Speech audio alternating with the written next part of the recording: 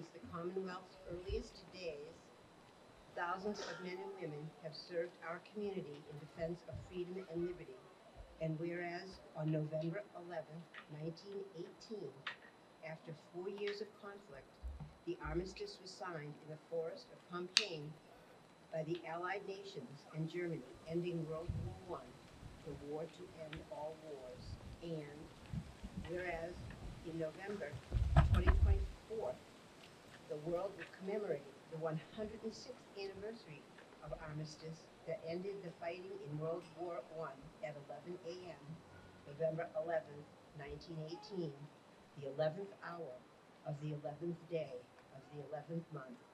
And whereas there are approximately 300,000 veterans living in Massachusetts, and whereas in recognition of the sacrifices made by those who have served our great nation, Massachusetts will remain committed to supporting its veteran community through the HERO Act, honoring, empowering, and recognizing our service members and veterans.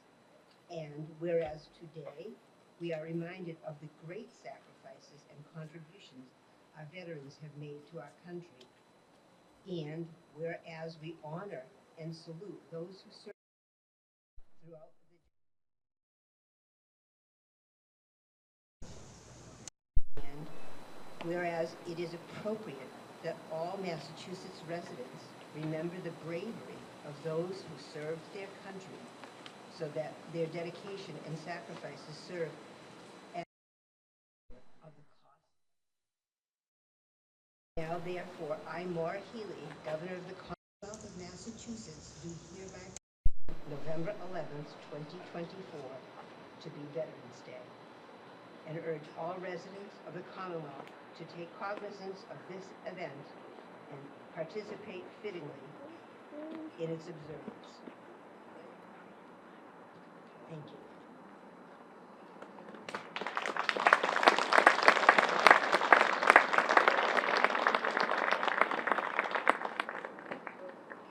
One of our Coast Guard veterans, Michael Aldridge, likes to make gifts for our speakers and anybody that speaks for us. So he has a little gift here for our mayor here for the holiday.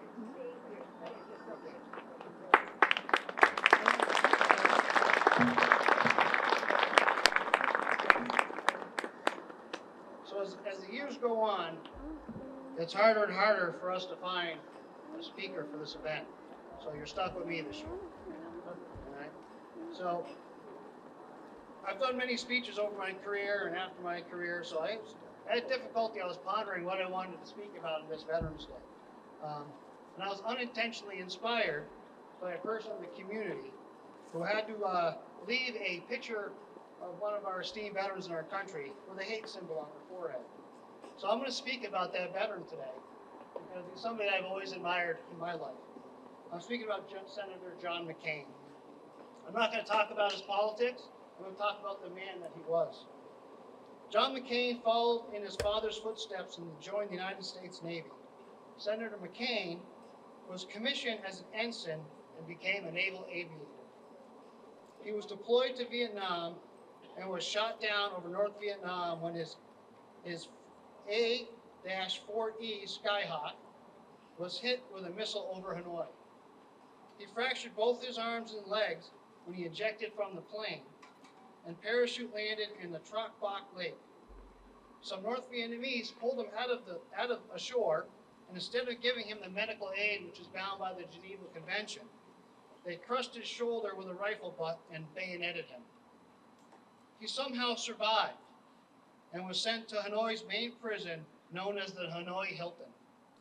He was not given aid and instead was beaten even more and interrogated by the North Vietnamese.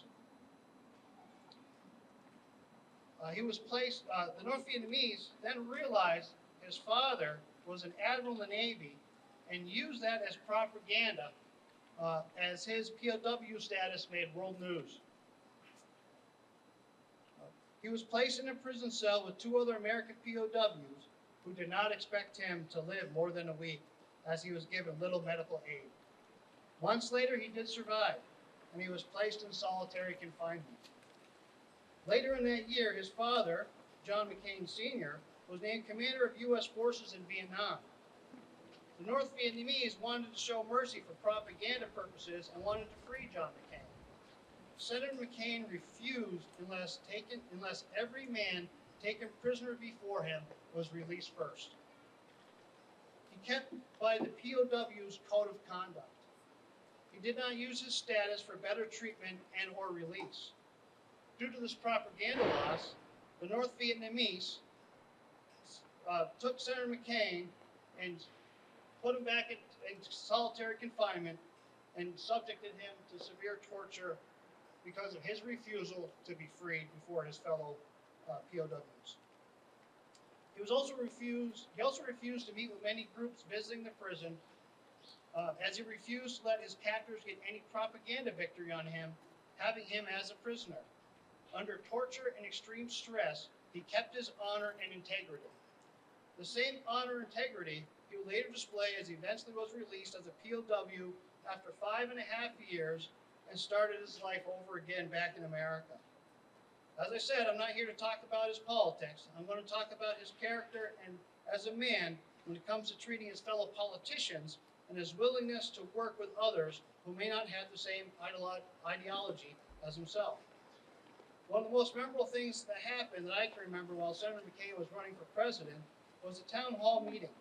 Multiple times, misinformed members of the audience would say things about the soon-to-be-elect Barack Obama that were untrue, and Senator McCain would not use that to his advantage to rally his base, but he would correct them. One woman brought some of these untruths to light on a national televised town hall. Senator McCain told her she was wrong, and Mr. Obama was a good man, and in general, a good family man, who was doing what he believes is best for his country.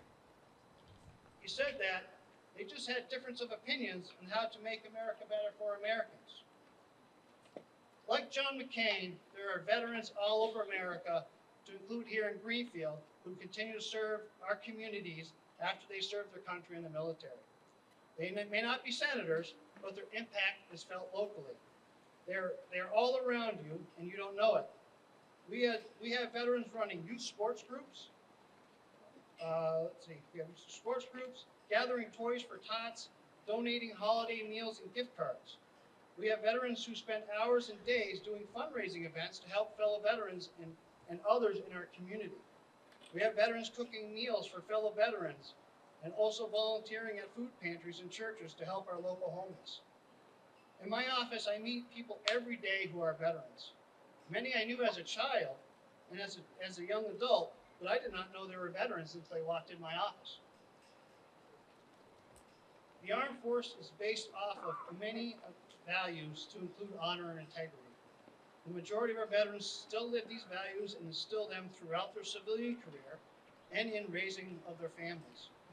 We have many veterans to look up to as pillars of our community. I hope the veterans of our community have a great day today and realize they are still very respected and looked up to by the community. Thank you to the mayor and the Greenfield City Council who voted unanimously to adopt the recent State Hero Act to help our veterans and surviving spouses with service-connected disabilities with their property taxes. They are the first in Franklin County to do so. I hope the other 25 towns that our district covers will do the same in the near future, and they will be hearing from me to put a little pressure on that. I also thank the community who reach out to us daily, who are looking for direction and advice and looking to assist one of our local veterans. Our office cannot do it all, and it's comforting to know many others are out there looking for our fellow veterans. It's an honor to be able to serve the local veteran community here in Greenfield and in Franklin County, and an honor to speak to you all. Thanks once again for attending the parade and our ceremony.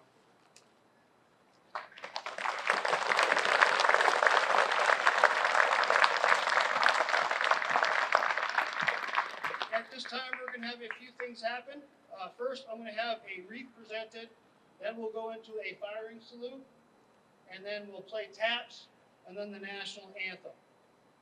At this time, Alan Jeanette, who is a Vietnam and Iraq veteran, and Bill Phelps, who is a Vietnam veteran, will present this wreath to the Vietnam Memorial.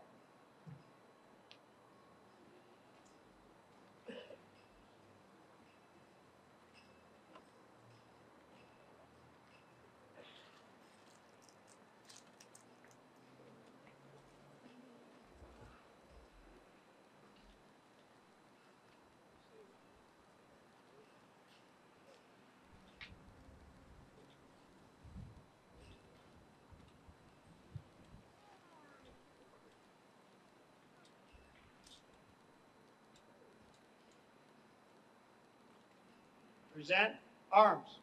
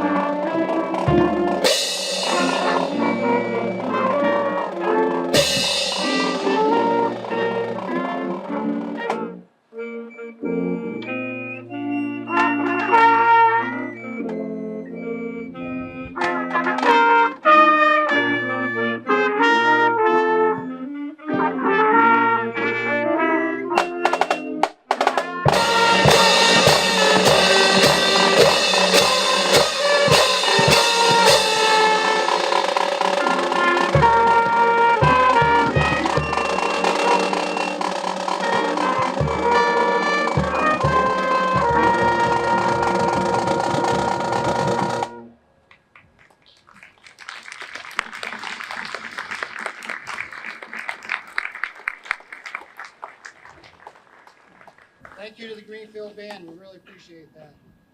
I'd like to thank some following people throughout the year. They help us and they help the veteran community. So all those people that are out there helping with the flags on the town streets and up at the cemeteries, we appreciate your help. The Elks who sponsors a weekly luncheon at Building Bridges, and a big thank you to the following veteran clubs for all they do all year round. DAV Chapter 33 of Greenfield, Post 81 American Legion of Greenfield, Hail Clap VFW Post 9 or 3295 out of Deerfield for the colors and the firing detail today. VFW Post 9874 of Northfield, and the Marine Corps League Oak Ridge Detachment 628 of Greenfield. If you are a veteran and you're looking to join a club, please look up one of these clubs. They all do great work around Franklin County for our veterans. The Moose Lodge would like to invite people also today for coffee and donuts following the ceremony. And lastly, I want to thank the trustees of the Soldiers Memorial who have over the past few months finalized a new memorial to memorialize the wars and conflicts since Vietnam. They hope to unveil this new monument here on Memorial Day this coming spring. William Phelps, Sandy McGill, Johnny Ambo, David Lewis, and Gary Longley, the veterans of my generation, owe you a big thank you to memorialize what we have done. So I ask all to stand at attention and salute as we retire the colors to finalize our ceremony. Color guard, retire the colors.